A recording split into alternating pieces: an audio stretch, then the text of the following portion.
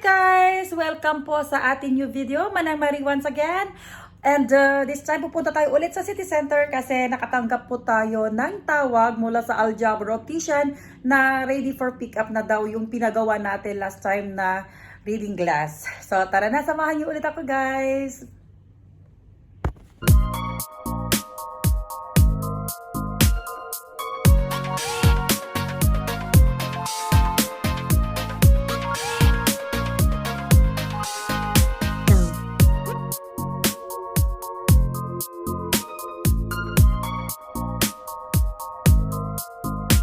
At nakarating na kami dito sa City Center at papunta na kami sa basement area kasi nandito yung Aljabra Opticians. Ito yung nakita yung video last time nung nagpasukat ako at nagpatingin ng mata.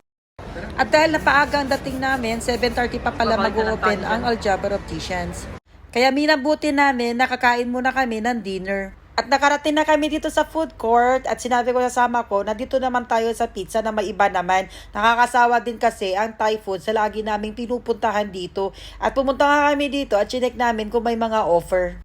At dahil hindi ako masyadong gutom dyan, minabuti ko ng orderin doon at tig 19 real. Maliit lang siya at saka isang salad. Kapag order na kami guys, waiting na lang po. Flex ko lang guys, nandito sa food court, marami kayong pagpipilian kung saan nyo gustong kumain. Ayan, nandyan si Wok Wok, nandyan si KFC, McDonald's, at marami pang iba. At dito pala kami nag-order sa may Papa John's. In fairness ha, bilis ng dating ng order namin.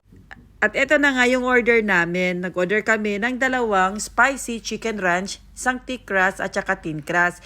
Yung sa akin kanina, instead na salad, sinabihan ko na lang, nabigyan na lang nila ako ng bread cheese stick. Kain na tayo. Ayun, ganun dapat.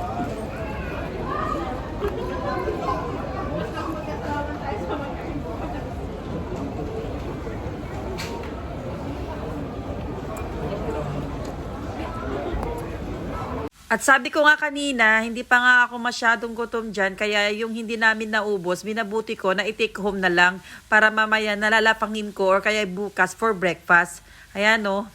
There you go. Solved na yung kakainin ko mamaya just in case na nagutom ako or for breakfast. Pagkatapos namin kumain, nagtungo na kami sa basement at chinek namin kung open na ang Aljabra Opticians para i-collect na namin yung pinagawa kong eyeglass. At heto, open na nga sila. At eto na nga, ayan, pinapakita ng doktor yung aking eyeglass.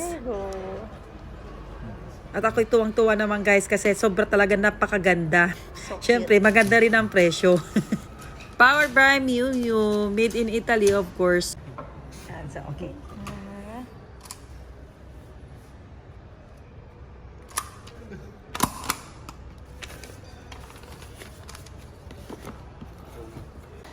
Yay! Finally, got my second reading eyeglass. Thank you, Aljabra Opticians. Yan, ang ganda ng packaging nila.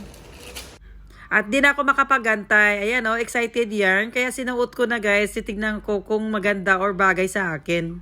Pagkatapos namin sa Aljabra Opticians, ito nga at nagtungo kami sa Carrefour kasi bibili kami ng konting stock. At nagtungo ako sa my kitchen section. Paano naman kasi 2 mug nabasag ko last time kaya kailangan ng kapalit.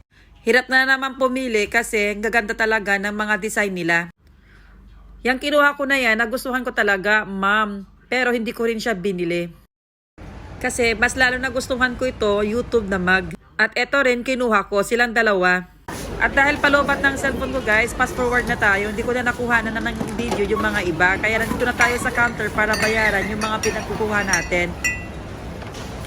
At bababa na kami sa may sakayan ng taxi. Pero bago yan, eto nga nandito si Gossip. Kaya minabuti namin na mag-order ulit ng paborito naming bubble tea, ang Honeydew. Dito lang yan sa may Gossip.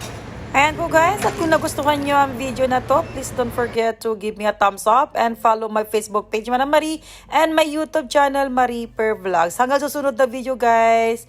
Bye!